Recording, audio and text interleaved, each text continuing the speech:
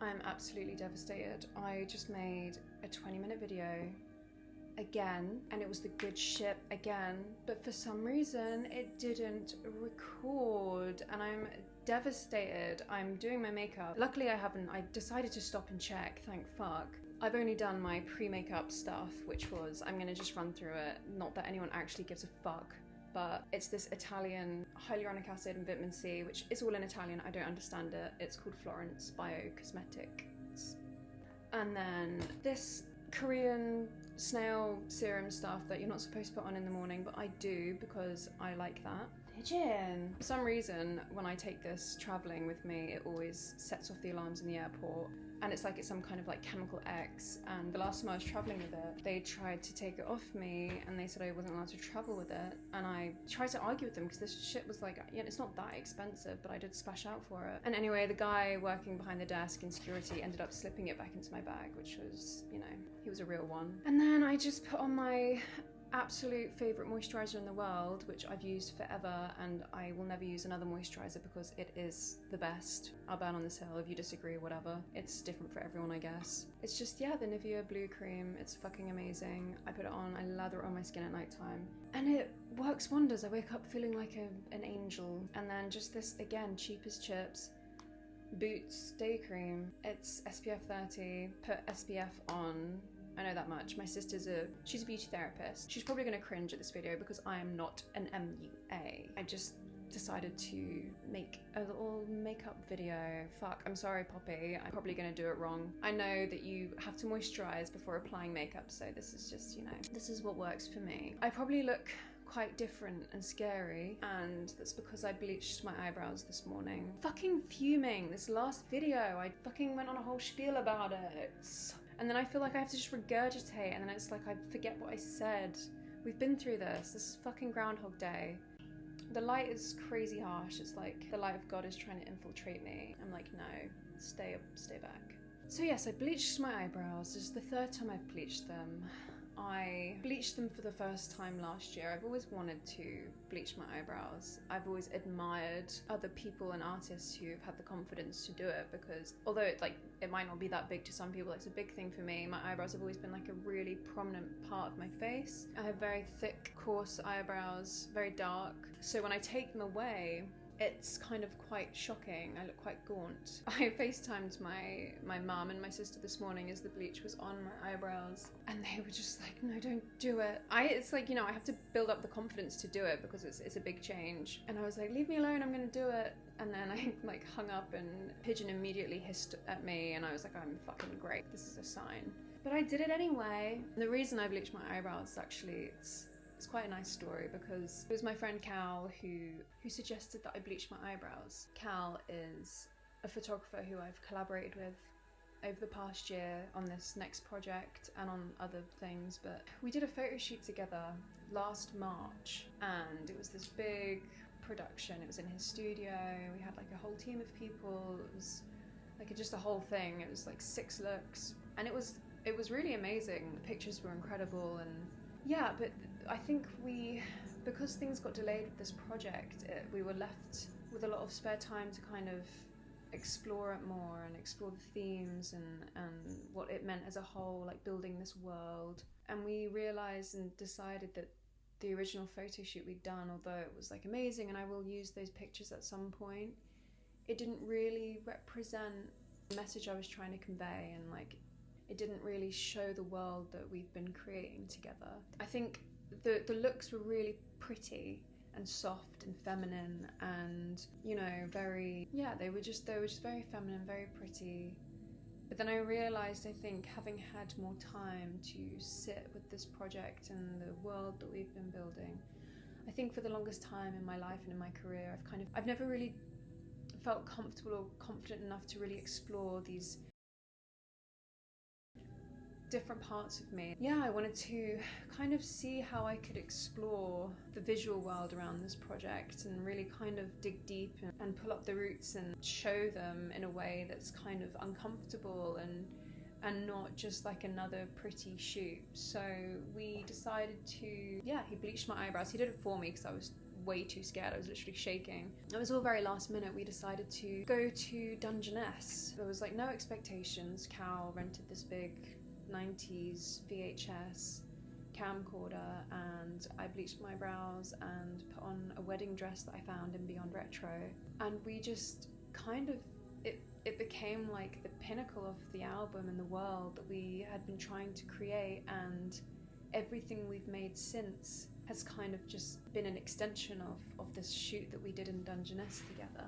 We really managed to, and for those of you that don't know where or what Dungeness is, it's considered to be the UK's only desert. It's not a fucking desert, it's just this barren, bare, rugged landscape. It's on the coast, I think it's in Kent, and there's this big nuclear plant, and it was just perfect. It's like a really dystopian, strange place, but it was perfect. It was perfect for the world that we had been creating. I remember when I bleached my eyebrows and when I washed it off and I looked at myself the first time, I was like, shit, I feel weirdly good, which again, that might not be a wild thing to hear. You know, for me, again, my eyebrows are very prominent. They've always been a staple part of my face and my look. So to have them gone and to just be kind of left with this like exposed version of myself, it made me uncomfortable. Like people in my friendship circle, I was told I looked scary. I've actually decided to, and I've learned to take that as a compliment, because I want to make somebody feel something, as long as I'm causing some kind of stir. That's a cool thing to do. Pigeon. He plays fetch. Watch. Come on. Bring it to me. Come on. Good pigeon. Great. Show me up like that, why don't you? I have a robe collection. I'm floating around in my robe. I think I have a lot of trinkets. There are some things that I like to collect. I like to collect hand fans and robes. For some reason, I'm just obsessed with robes. I have about 6 of them. I've got one for like every different mood. That one, I love her. She's my like hair and rollers, cigarette in hand, waiting for my handsome husband to come home from work. And this one is my like witchy, I'm going to hex you. This music I'm listening to, it's this like shoegaze, kind of grungy guitar band, and it's kind of like My Bloody Valentine, but with more of an edge in my opinion. And I went on Spotify to check out their discography, because I thought they were this current band, and it turns out they are from the 90s, which I fucking love. I wish I could have been around in the 90s when this whole like, you know, grungy shoegaze indie scene kicked off. But yeah, they're called Love Lies Crushing, and it's all just like thick walls of noise. It's kind of like ambience, droney, fuzzy guitars, which I love. Sometimes I unwind by putting my headphones on and just listening to a wall of noise, guitars, distortion. That's like the perfect unwinding music for me. So yeah, oh my god, I'm just supposed to be doing my makeup. Let's fucking get into it. Okay. This is my first tool. This is the mirror I use to do my makeup. Again, Poppy, I'm sorry. What's next? I've had this concealer for years. It's Sculpted by Amy. It's a cream, and it just like melts onto the skin in a really nice way. Go between this and this Lancome one. So a combination of these, like my favorite. I don't wear foundation. I really enjoy doing my makeup. Again, even though I don't have a clue how or what I'm doing half of the time. I'm making coffee. This is gonna have to wait. Coffee? This is my favorite coffee mug. It's a unicorn. I'm gonna let this sit for a while. I shouldn't press it straight away. Let it stew, or whatever it is that coffee does. This is chaotic.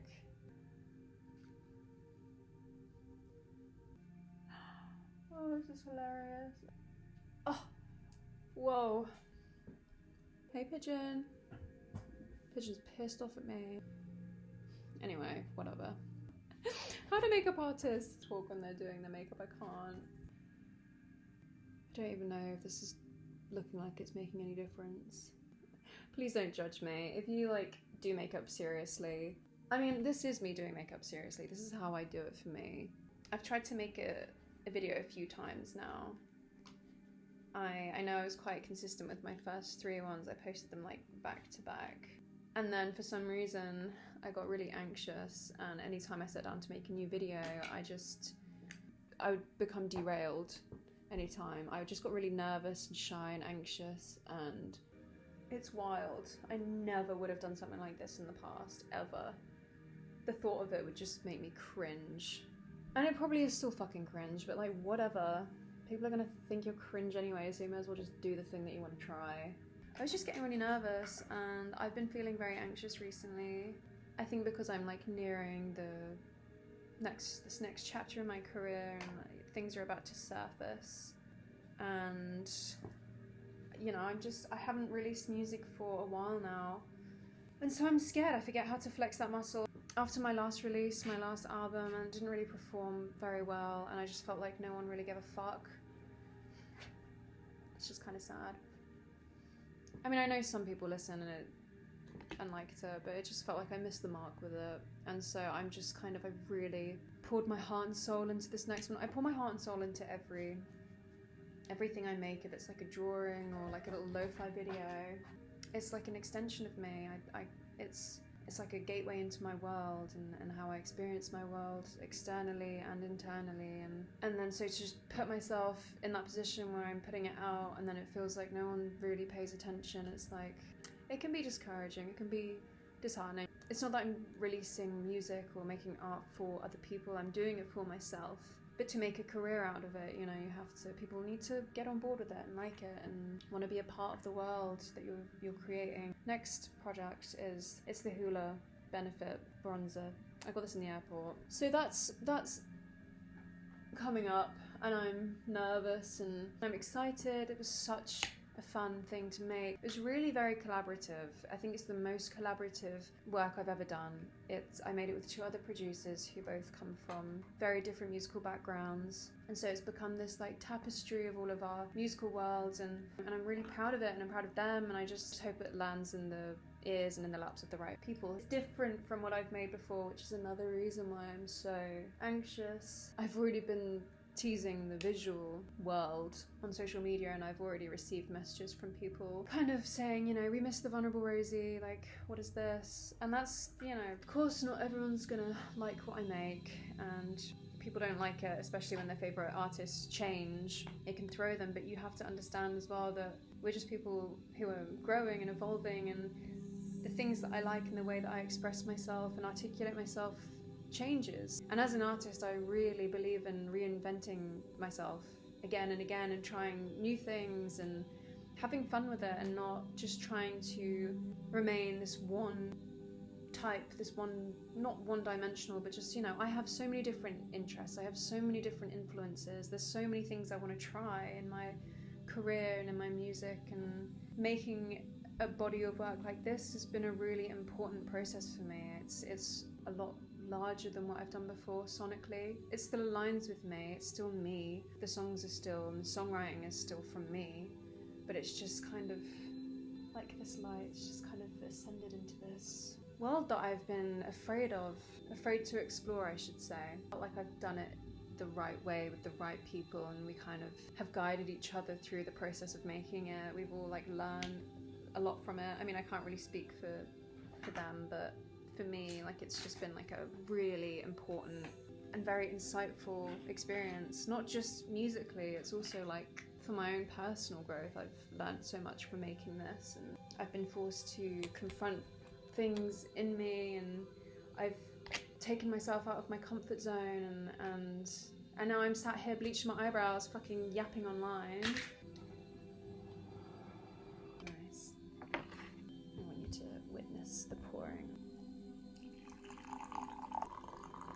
I really shouldn't drink a lot of coffee, but I do.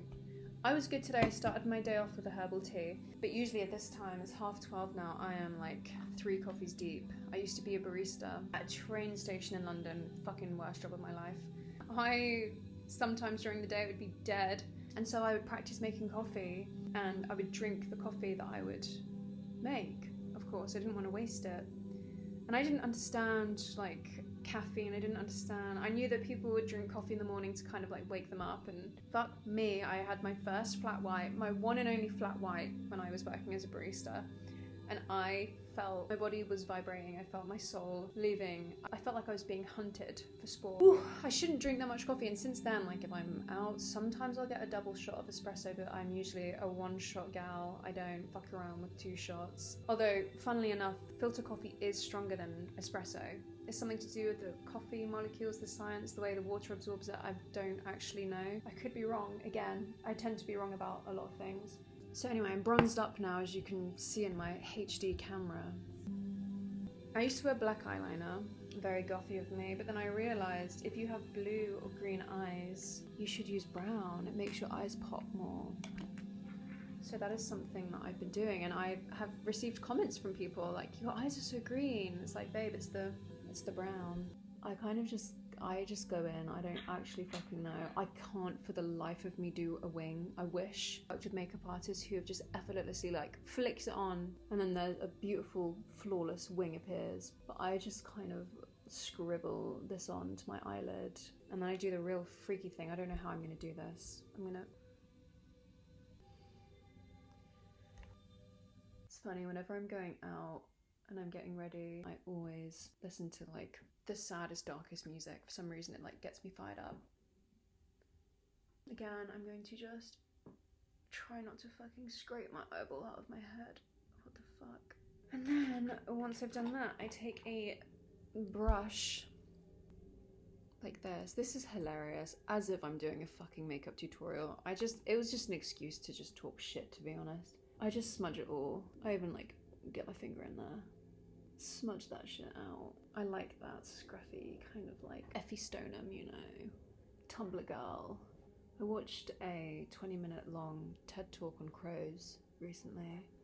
I'm really fascinated by animals, as we all know, but by corvids, which is the name of the species, the family. It turns out they are as clever as a 7-year-old person. There's this one type of crow, I can't remember what breed it is because there are many different types, but it lives on this remote island in North America somewhere because there are no woodpeckers on this island. So usually if a woodpecker is present, you know, the way a woodpecker drills into a tree, that makes the crow's job easier because the hole is there, it doesn't have to make it. But on this island there are no woodpeckers, so crows have had to evolve to make their own tools.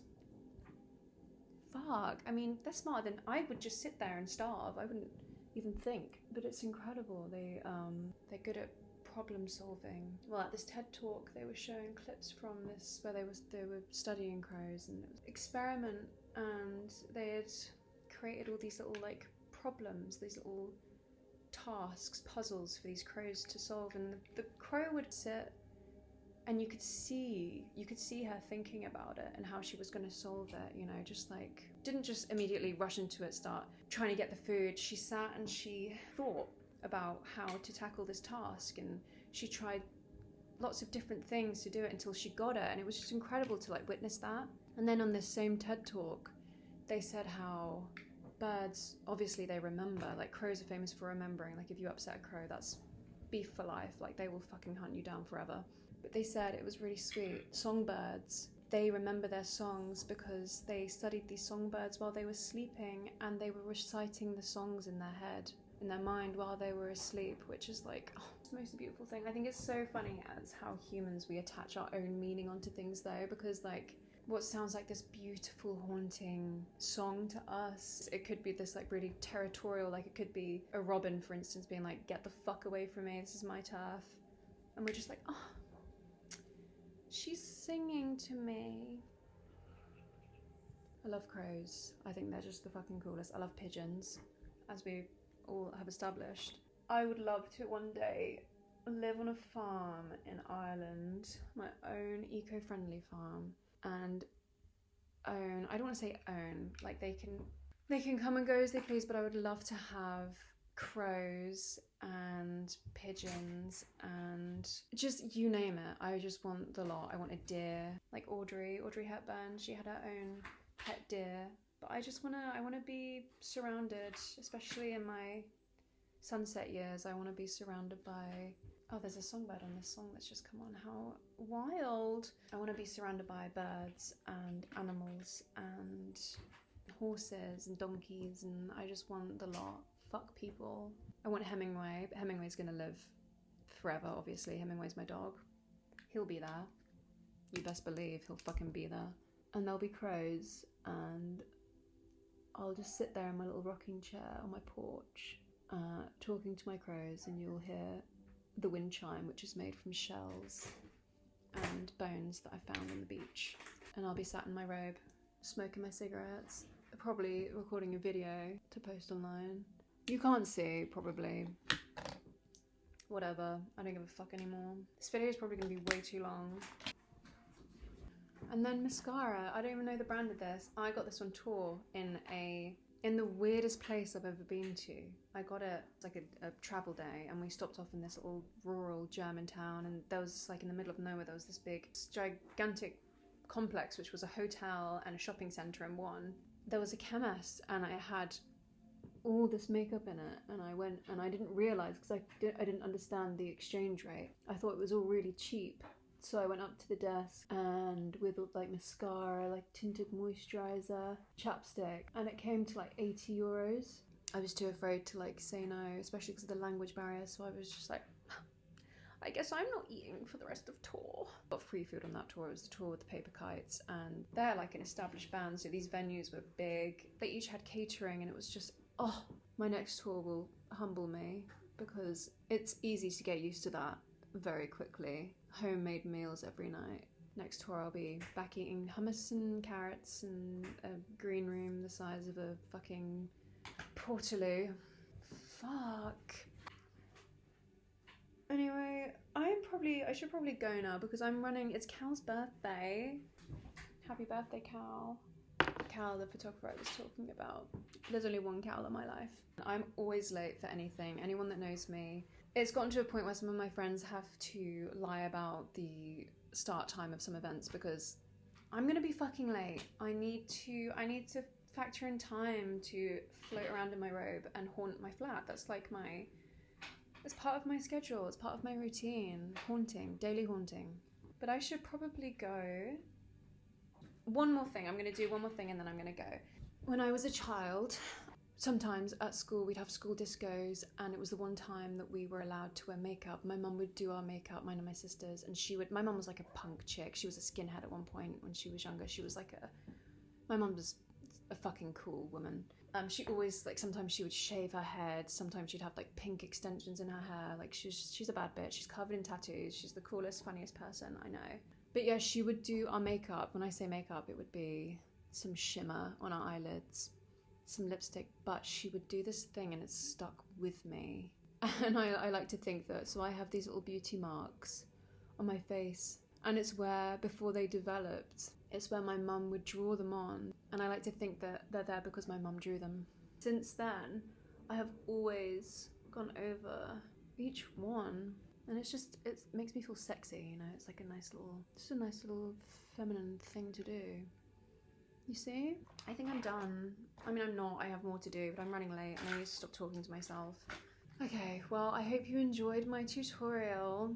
Be nice to crows, because if you're not nice to them, they will haunt you for the rest of your life. There's a reason why they're called a murder of crows. Beware.